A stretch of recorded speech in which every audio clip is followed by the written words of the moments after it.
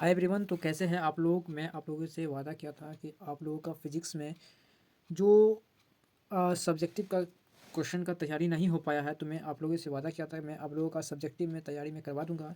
तो आज मैं लेकर आया हूँ 8 ऐसे क्वेश्चन जो 2024 बोर्ड एग्ज़ाम में आना तय है। तो मैं आपको 16 दिन के अंदर पूरा आपको जो मोस्ट वीवीआई सब्जेक्टिव क्वेश्चन है मैं वो आपको करवा दूंगा। राइट।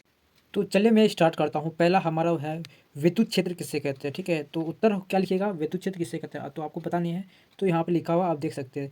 किसी आवेश के चारों दिशा का मतलब किसी आवेश का चारों दिशा का वैसा क्षेत्र जिसमें किसी अन्य आवेश को क्या है, किसी अन्य आवेश को लाने में आकर्षण प्रतिकर्षण बल का अनुभव हो उसे विद्युत क्षेत्र कहते हैं। आकर्षण का मतलब क्या होता है, अपने तरफ मतलब आकर्षित होना, मतलब खिंचाना अपनी तरफ। और प्रतिकर्षण का मतलब होता है बाहर जाना, मतलब दूर जाना। ठीक है, तो ये रहा हमारा विद्युत क्षेत्र का परिभाषा, हमारा डेफिनेशन रहा। ठीक है, तो आप समझ चुके हैं कि विद्युत क्षेत्र किसे कहते हैं। किसी आवेश के चारों दिशा का वैसा क्षेत्र जिसमें किसी अन्य आवेश को लाने में आकर्षण प्रतिकर्षण बल का अनुभव हो उसे विद्युत क्षेत्र कहते हैं।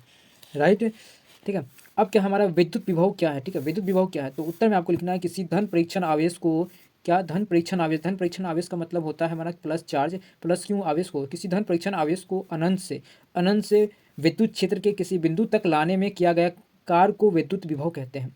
क्या करते हैं हम, अनंत से प्लस क्यू आवेश को किसी विद्युत क्षेत्र में लाने पर जो कार्य करना पड़ता है, वो आवेश को लाने में जो कार्य करना पड़ता है उसी को हम कहते हैं विद्युत विभव।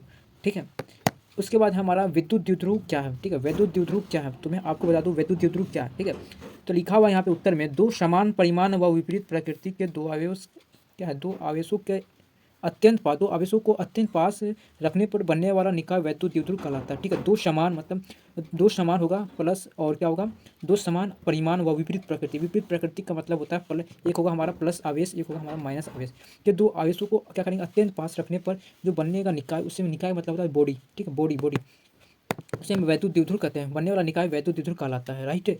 उसके बाद हमारा गॉस की प्रमेय क्या है। गॉस की प्रमेय क्या है, तो उत्तर में लिखिएगा किसी पृष्ठ द्वारा निकलने वाला कुल वैद्युत फ्लक्स, किसी पृष्ठ से निकलने वाला कुल वैद्युत फ्लक्स उस पृष्ठ से परिबद्ध का मतलब होता है घिरा हुआ कुल आवेश का 1 एप्सिलॉन नॉट गुना होता है। क्या होता है, 1/में एप्सिलॉन नॉट गुना होता है। ठीक है, किसी पृष्ठ क्या लिखा हुआ, किसी पृष्ठ द्वारा निकलने वाला कुल विद्युत फ्लक्स उस पृष्ठ से परिबद्ध हुआ कुल आवेश का 1 एप्सिलॉन नॉट गुना होता है। ठीक है, उसके बाद हमारा है 5 नंबर में क्वेश्चन हमारा है प्रकाश विद्युत प्रभाव क्या है। ठीक है, प्रकाश विद्युत प्रभाव क्या है, तो उत्तर में लिखेगा प्रकाश के प्रभाव के कारण किसी धातु के सतह से इलेक्ट्रॉन उत्सर्जित होने प्रकाश विद्युत प्रभाव कहलाता है। क्या है, प्रकाश प्रभाव के कारण किसी धातु के सतह से इलेक्ट्रॉन उत्सर्जित होना प्रकाश विद्युत प्रभाव कहलाता है। राइट, आप समझ लेंगे।